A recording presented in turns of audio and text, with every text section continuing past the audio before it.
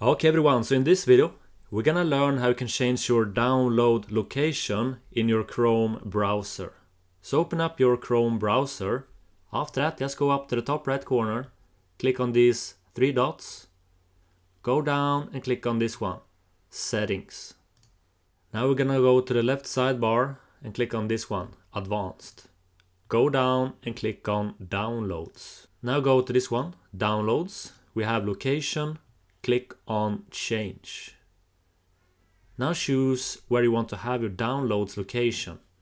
So I'm just going to click on the drop down menu, go down, I'm going to choose this WD element 1T and I'm going to choose this folder. So when you have your download location, just go to this one, select, click on that. And as you can see, I now have changed my download location in Chrome.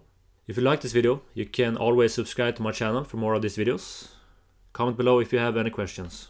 Okay everyone, so I hope this video solved your problem. Don't miss out on my latest video right here. Just click on this image. So I hope you have an awesome day. Take care and bye.